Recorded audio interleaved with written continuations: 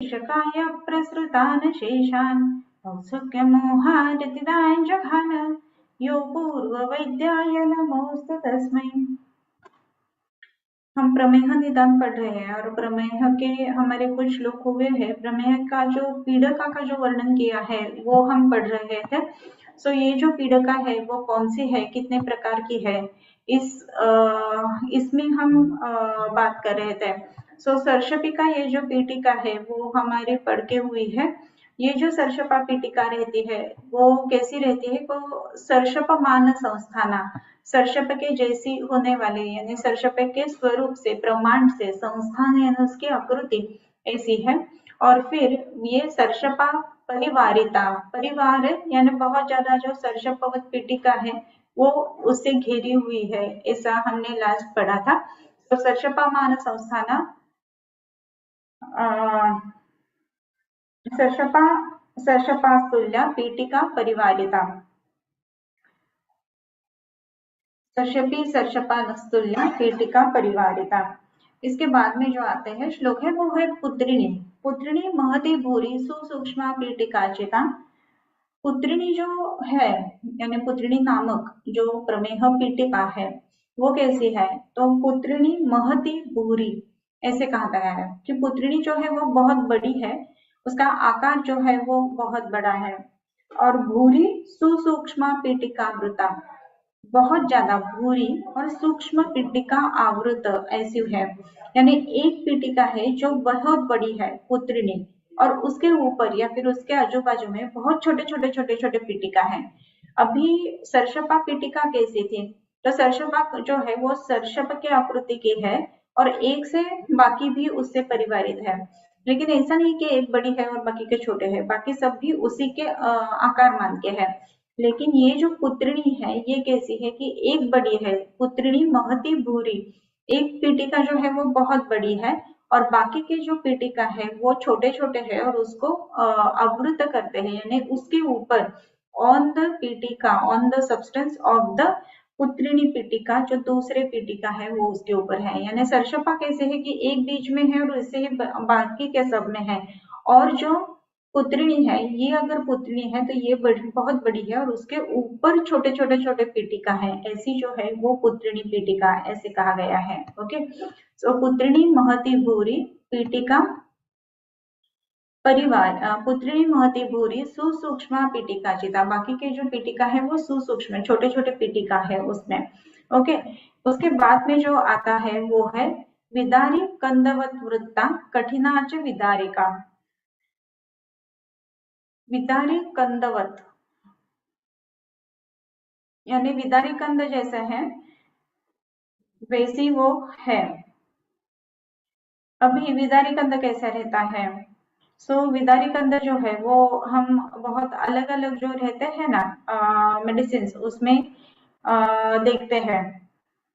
सो ऐसे जो विदारी कंदवत रहते हैं, सो ये विदारी कंद जो है वो विदारी कंदवत वृत्ता, वृत्त विदारी कंद जैसी ये वृत्त यानी आकृति की, यानी स्फीयर शेप है। सो ये स्फीयर शेप है। सो विदारी कंदवत वृत्ता कठिनाच विदारिका, लेकिन ये कठिन है, ये ध्यान में हमें हमेशा रखना है कि विदारी कंद जैसे है लेकिन ये कठिन पीठिका है। उसके बाद में जो आते हैं विद्रधिर वक्षते अन्यत्र, विद्रधि ये भी एक पीठिका है लेकिन वक्षते अन्यत्र, विद्रधि जो पीठिका नामक, विद्रधि नामक जो पीठिका है वो भी कहेंगे, लेकिन वो अन्यत्र कहेंगे, दूसरे अध्याय में हम कहेंगे, उत्तर तंत्र में हम कहेंगे। इसका कारण क्या है, विद्रधि ये जो है ये भी बिकॉज ऑफ प्रमेह होती है। जनरली हम ऐसे भी देखते हैं कि जो पेशेंट्स में रिपीटेड एब्सेस आते हैं, विद्रधि होते हैं, सो उसमें ब्लड शुगर लेवल्स की जाती है और फिर ये रेज ब्लड शुगर लेवल्स हमें मिल जाती है। सो जैसे योनिकंडु ये एक लक्षण रहता है कि इसके कारण हमें ज्ञात होता है कि शायद ब्लड शुगर लेवल बढ़ा हुआ रहेगा। वैसे ही अगर रिपीटेड एब्सेस आते हैं तो भी ब्लड शुगर लेवल्स की जाती है और उससे पता चलता है कि ब्लड शुगर लेवल्स कितने हैं। सो विद्रधि और प्रमेह इस दोनों का संबंध भी इधर हमें देखने के लिए मिलता है। ओके, सो विद्रधि और ये भी एक पीटिका है, लेकिन वो जो पीटिका है वो आगे बताई दी जाएगी, अभी इस अध्याय में नहीं बताते हैं। ओके, फिर इसमें वक्षते अन्यत्र तत्राद्यम पीटिका त्रय, तीन जो पीटिका पहले कहा गया है, शराविका, कच्छपी, जालिनी, ये जो पीटिका तीन पीटिका है वो, और पुत्रिणी विदारी दुस्सहा बहुमेधसहा ऐसे कहा गया है। ये सब अलग अलग पीटिका बताई गई है, लेकिन इसमें बहुत ज्यादा तकलीफ देने वाली पीटिका कौन सी रहती है? प्रथम तीन, आद्य प्रथम, राइट, ये पहले तीन यानी शराविका, कच्छपिका, जालिनी, ये जो है वो तकलीफ देने वाली है। और पुत्रिणी विदारी लास्ट टू जो कहे गए हैं, विद्रदी छोड़ के लास्ट टू, वो जो है वो पुत्रिणी और विदारी, ये जो है वो बहुत ज्यादा तकलीफ देने वाली रहती है। पुत्रिणी विदारी दुस्सहा, बहुत ज्यादा तकलीफ देती है। बहुमेधसहा, इसमें मेद जो है वो उसमें विकृति बहुत ज्यादा देखने के लिए मिलती है, और मेद का इन्वॉल्वमेंट भी इसमें बहुत ही ज्यादा देखने के लिए मिलता है। ये हमें इधर तक सब पीटिका हो जाती है। फिर सह्या पित्तोल्बणास्त्वन्या संभवती अल्पमेधसहा, बाकी के जो कहे गए हैं, बाकी के जो ये तीन और आद्य पीटिका त्रय और पुत्रिणी विदारी, ये पांच छोड़ के जो अदर पीटिका है वो कैसी रहती है? ये पित्तोल्बण रहते हैं, इसमें पित्त ज्यादा रहता है। और संभवती अल्प मेधसहा, उसमें मेध जो है वो कम रहता है, उसकी मात्रा कम रहती है, मेधो दुष्टि कम रहती है। लेकिन ये जो पांच कही गई है, आद्य तीन और पुत्रिणी और विदारी, ये जो है उसमें मेध की दृष्टि बहुत ज्यादा देखने के लिए मिलती है। तासु मेहवशाच्च स्यात् दोषोद्रेको यथायथम, तासु नाम पीटिकासु, इस पीटिका में क्या है? मेहवशाच्च स्यात् दोषोद्रेको यथायथम, प्रमेह जो है उसके अनुसार मेहवश यानी प्रमेह के वश में होने से दोषोद्रेको यथायथम, दोषां से अधिक जो है वो रहता ही है, अधिक होता ही है। प्रमेहेण विनाप्येताम जायन्ते दुष्ट मेधसः, अभी मेहवशाच्च स्यात् और प्रमेहेण विना, ये दो शब्द इधर आ गए हैं। पहले जो बात कहते हैं कि बहुत ज्यादा समय ऐसा देखने के लिए मिलता है कि प्रमेह के उपद्रव स्वरूप ये प्रमेह पीटिका होती है, और मेहवशाच्च स्यात् दोषोद्रेको यथायथम, इसमें प्रमेह जो है उसकी इन्वॉल्वमेंट होने के कारण दोषोद्रेक जो है यथा पीटिका यानी अलग अलग पीटिका में अलग अलग दोषोद्रेक हमें देखने के लिए मिलता है, लेकिन मेध का इन्वॉल्वमेंट इसमें बहुत ज्यादा है। तासु मेहवशाच्च स्यात् दोषोद्रेको यथायथम, लेकिन ऐसा भी होता है कि प्रमेहेण विनाप्येताम जायन्ते दुष्ट मेधसः, प्रमेहेण विना अपि एताम, प्रमेह हुआ भी नहीं है लेकिन फिर भी प्रमेहेण विना, प्रमेह बिना होते हुए भी ये पीटिका उत्पन्न हो सकती है। प्रमेहेण विनाप्येताम जायन्ते दुष्ट मेधसः, ऐसे कहा गया है। ओके, हमेशा अगर प्रमेय पीटिका है तो प्रमेह होना ही चाहिए, ऐसी बात नहीं है, लेकिन प्रमेह होने की जो संभावना है उसमें वो ज्यादा होती है। ये हमेशा हमें ध्यान में रखना है कि ये प्रमेह के कारण तो होती ही है, लेकिन प्रमेह के अलावा बिना प्रमेह के भी ये पीटिका उत्पन्न हो सकती है। तावच्च नोपलक्ष्यन्ते यावत् वास्तु परिग्रहः, कभी कभी ऐसा हो जाता है न उपलक्ष्यन्ते, ये ध्यान में नहीं आती है पीटिका, कब तक? तावच्च यावत् वास्तु परिग्रह, वास्तु परिग्रह यानी बहुत ज्यादा एरिया वो जब तक कवर अप नहीं कर लेती है तब तक वो ध्यान में आती ही नहीं है।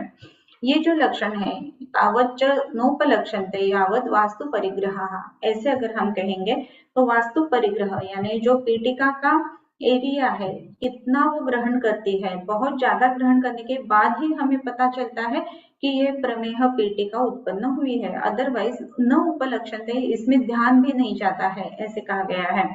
यही लक्षण जो है वो जनरली हमें अलग अलग कैंसर्स में भी देखने के लिए मिलता है कि जब तक वो गांठ बहुत बड़ी नहीं बन जाती है तो पेशेंट को ध्यान में ही नहीं आता है कि गांठ हुई है। टिपिकल लक्षण है। जैसे ही प्रमेह के कारण प्रमेह पीटिका होती है और प्रमेह पीटिका जो है वो अलग अलग स्वरूप दिखाती है, उसमें से एक स्वरूप जो है वो हम इसमें इसका भी सोच सकते हैं कि जिसको कैंसरस ग्रोथ ऐसे भी हम इसे कह सकते हैं। प्रमेहेण विनाप्येताम जायन्ते दुष्ट मेधसः तावच्च नोपलक्ष्यन्ते यावत् वास्तु परिग्रहः, ऐसे कहा गया है। ओके, उसके बाद में जो है वो भेद बताते हैं। हरिद्रवर्णम रक्तम वा मेह प्रागरूपवर्जितम यो मूत्रयन्न तम मेहम रक्तपित्तं तु तद्विदुः।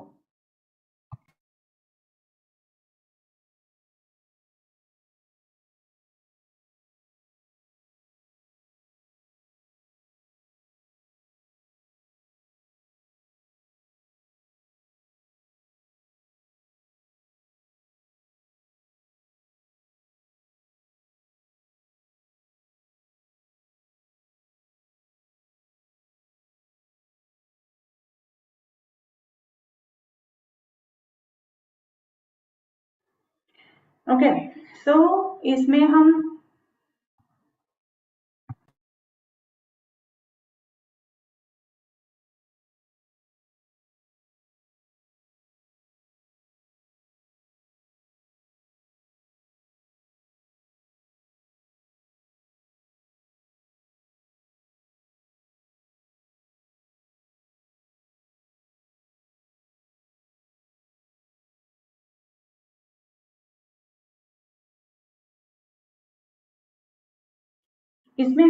आगे का श्लोक की तरफ जाते हैं।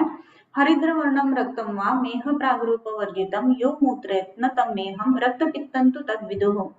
अभी रक्त पित्त में और प्रमेह में दो में भेद कैसे करें? हरिद्र वर्णी अगर मूत्र हो रहा है या फिर रक्त वर्णी मूत्र हो रहा है, तो रक्त वर्णी अगर मूत्र है तो मंजिष्ठ मेह हो सकता है, हरिद्र वर्णी अगर मूत्र है तो हरिद्र मेह हो सकता है। तो इसमें मेह है या रक्त पित्त है, इसका निर्णय हम कैसे लें?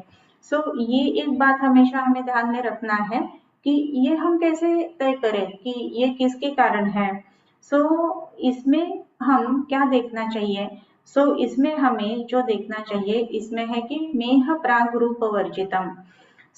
इसमें हमेशा हमें एक बात ध्यान में रखना है कि इसमें अगर मेह के यानी प्रमेह के हमें पूर्व रूप दिखते हैं, तो पूर्व रूप में हमें हमेशा ध्यान में आता है कि ये अगर पूर्व रूप दिख रहे हैं मेह प्रागरूप वर्जितम, तो उसमें क्या रहेगा? प्रमेह रहेगा। प्रमेह प्राग रूप रहेंगे तो प्रमेह रहेगा।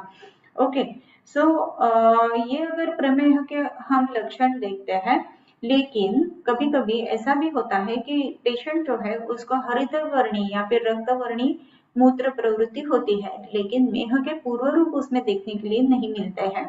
ऐसी अगर बात है कि मेह के पूर्व रूप प्रमेह के पूर्व रूप है ही नहीं और फिर रक्तवर्णी या फिर हरिद्रवर्णी ऐसी अगर मूत्र प्रवृत्ति होती है, तो ऐसे केसेस में हमें उसे रक्त पित्त करके संज्ञा देनी चाहिए। उसका निदान जो है वो रक्त पित्त ऐसा करना चाहिए, ये हमेशा ध्यान में रखना है। हरिद्र वर्णम रक्तम वा मेह प्रागरूप वर्जितम यो मूत्र न तम मेहम रक्त पित्तं तु तद्विदुः। हमने फर्स्ट चैप्टर में यानी जो सर्वरोग निदान है उसमें देखा था कि पूर्व रूप के महत्व क्या है। उसमें एक कहा गया था कि निदान करने के लिए भी पूर्व रूप का महत्व है।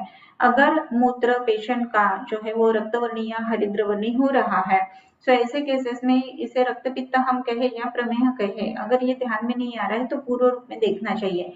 अगर ऐसी बात है पूर्व रूप देखने के लिए मिल रहे हैं तो प्रमेह हो सकता है, और अगर पूर्व रूप नहीं देखने के लिए मिलते हैं तो वो क्या होता है? रक्त पित्तम तो तद्विदुः। अभी उसके बाद में स्वेदोंग गंध शिथिलत्व मंगे शय्या स्वप्न सुखाभिषंग रुन्नेत्र जिह्वा श्रवणोपदेहो घनांगता केश नखाति वृद्धि शीत प्रियत्वं गलतालु शोषो माधुर्यमासे कर्पातदाहः भविष्यतो मेह गणस्य रूपम मूत्रे भी धावन्ति पिपीलिकाश्च। ये सब जो है स्वेदोंग गंध इधर से लेके ये सब प्रमेह के पूर्व रूप बताए गए हैं। प्रमेह के पूर्व रूप अगर आप देखेंगे तो शुरुआत में नहीं बताए, प्रमेह विंशति स्तोत्र से डायरेक्टली शुरुआत की है, क्योंकि इसके प्रमेह के जो पूर्व रूप है वो बहुत ज्यादा दिन तक यानी 10 या फिर 12 वर्ष तक पहले शरीर में रहते हैं और फिर धीरे धीरे करके प्रमेह की उत्पत्ति करते हैं। इसमें धातुपाक बहुत ज्यादा रहता है। जनरली ये पूर्व रूप में पहचाना नहीं जाता है प्रमेह।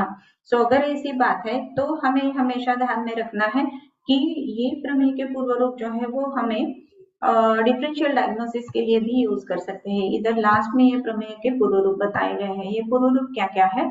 स्वेदोंग गंध शिथिलत्व मंगे, अंग में स्वेद का गंध आता है। स्वेद का गंध जो है वो बदल जाता है, विशिष्ट गंध स्वेद को आ जाता है। शिथिलत्वम अंगे, अंग जो है वो शिथिल हो जाते हैं। कोई भी जो माउस रहता है वो निबिड़ है और शिथिल है, इसे दो पद्धति के रहते हैं। मसल वेस्टिंग जिसे हम कहते हैं, एकदम शिथिल्य आ जाता है, शिथिलत्वम अंगे।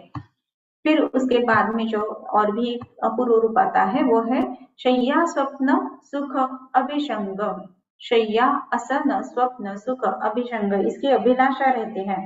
यानी क्या कि कुछ भी नहीं करना है, शय्या यानी सो के रहना है, बैठ के ही रहना है, नींद लेनी है, सपने देखने हैं, सुख का उपभोग करना है, ऐसी अभिलाषा हमेशा उत्पन्न होती है। ये पेशेंट जो है एक्टिव नहीं रहते हैं, लिथार्जिक हो जाता है। ये उसका एक प्रमुख लक्षण है, हमें ध्यान में रखना है। रुन्नेत्र जिह्वा श्रवणोपदेहो, रुन्नेत्र जिह्वा श्रवण उपदेह, ये जो है घनांगता केश नखाति वृद्धि।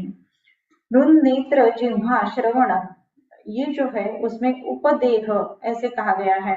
सो ये सब जो है उसमें एक लिप्तता आ जाती है, ऐसे हो जाता है।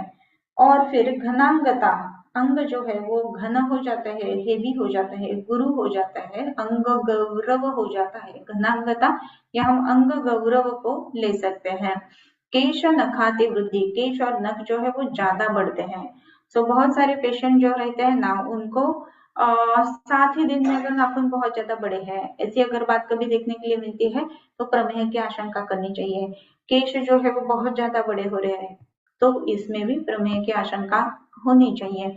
सो ये बातें हमेशा ध्यान में रखना है। सो घनांगता केश नखाति वृद्धि, रुन्नेत्र जिह्वा श्रवणोपदेहो घनांगता केश नखाति वृद्धि।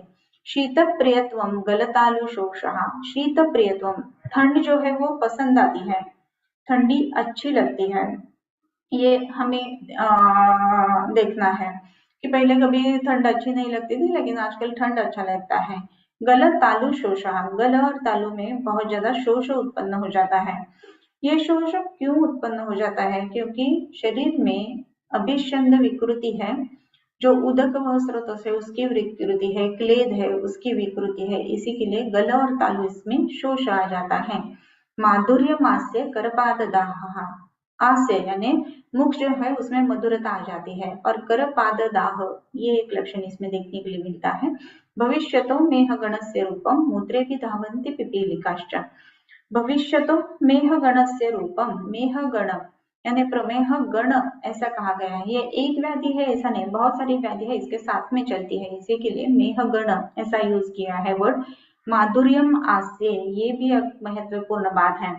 सो माधुर्यम आस्य ऐसा जब भी हम कहेंगे तो इसमें क्या है कि मुख में मधुरता आ जाती है, मुख जो रहता है ना अकारण मधुरीपूत हो जाता है। और कर पाद दाह, जो कर यानी हस्त और पाद है उसमें दाह हो जाता है। भविष्यतो मेह गुणस्य रूपम मूत्रे भी धावन्ति पिपीलिकाश्च, मूत्र जो है उसमें पिपीलिका दर्शन देखने के लिए मिलता है। यानी अगर पेशेंट मूत्र प्रवृत्ति करके निकल जाता है और मूत्र के कुछ छिटके उधर ही है तो उसमें पिपीलिका लग जाती है, ऐसी बात होती है, और इसी के लिए उसको मधुमेह ऐसा कहा गया है। ये अन्य योनि से भी हम कर सकते हैं, जो जिसकी पहचान ये जो है ऐसा एक व्याधि है। मूत्रे भी धावन्ति पिपीलिकाश्च दृष्ट्वा प्रमेहं मधुरं सपीच्छं मधुपमं स्यात् विविधो विचारः।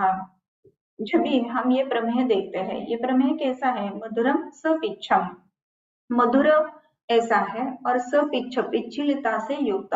मधुपमं स्यात् विविधो विचारः, दो कारण से होता है। मधुवत मेहति इति मधुपम ऐसे कहा गया है। सो प्रमेह जो है वो मधुर है, पिच्छिल है, मध जैसा मूत्र प्रवृत्ति हो रहा है, ऐसी अगर बात है तो उसको हम प्रमेह करेंगे। वो देख के दो विचार आ जाता है, स्यात् विविधो विचारः संतर्पणात्वा कफ संभव स्यात् क्षीणेषु दोषेषु अनिलात्मको वा। दो पद्धति से प्रमेय होता है, एक जो है वो संतर्पण के कारण होता है और दूसरा जो है वो धातु क्षय के कारण, धातु का क्षय होने के कारण वात वृद्धि के कारण हो जाता है। तो धातु क्षय और वात वृद्धि के कारण होने वाला पहला जो है वो संतर्पण वाला। सो ऐसी दो पद्धति से प्रमेय की उत्पत्ति इधर कही गई है। कौन सी है? संतर्पणात्वा कफ संभवस्य क्षीणेषु दोषेषु अनिलात्मको वा। सपूर्वरूपः कफपित्तमेहाः क्रमेण ये वातकृताश्च मेहाः साध्या न ते पित्तकृतास्तु याप्या साध्यास्तु मेदो यदि नाति दुष्टम। ये जो है पूर्व रूप, सपूर्व रूपा कफपित्त मेहाः, ये पूर्व रूप के सहित होने वाले कफज पित्तज ये जो प्रमेह है, और क्रमेण ये वातकृताश्च मेहाः, क्रम से, और वातज पित्त, कफज पित्तज और वातज ऐसे क्रम से, साध्या न ते पित्तकृतास्तु याप्या, साध्या कफ ज मेहाः साध्याः, पित्तकृताः तु न साध्याः ते याप्याः अस्ति, और साध्यास्तु मेदो यदि नाति दुष्टम। अगर ये वातज प्रमेह है तो वो तो असाध्य ही है, लेकिन अगर जिसमें मेद ज्यादा विकृत नहीं हुआ है वो साध्य हो सकता है। सो इसी के लिए ये इसको साध्य ऐसे कहा गया है, लेकिन वातज प्रमेह जो है वो असाध्य कहा गया है, लेकिन जिसमें मेद ज्यादा विकृत नहीं है ऐसी अगर बात है तो वो जो प्रमेह है उसमें भी हम चिकित्सा कर सकते हैं। असाध्य है, याप्य है, तो भी चिकित्सा तो देनी है, क्योंकि उससे रुग्ण जो है उसकी लॉन्जिविटी बढ़ेगी, उसका जो लाइफ एक्सपेक्टेंसी है वो बढ़ेगी। तीसरी बात है कि उसकी लाइफ क्वालिटी बढ़ेगी। सो ये सब बातें हैं, इसी के लिए हमें प्रमेह में चिकित्सा करनी चाहिए। सो लास्ट 2-3 श्लोक जो है वो बहुत ही महत्वपूर्ण है, जिसमें हमें साध्यासाध्यत्व और डिफरेंशियल डायग्नोसिस ये दोनों भी देखने के लिए मिलता है। दृष्ट्वा प्रमेहं मधुरं सपिच्चं मधुपमं स्याद्विविधो विचारः संतर्पणात् वा कफसंभवः स्यात् क्षीणेषु दोषेषु अनिलात्मको वा।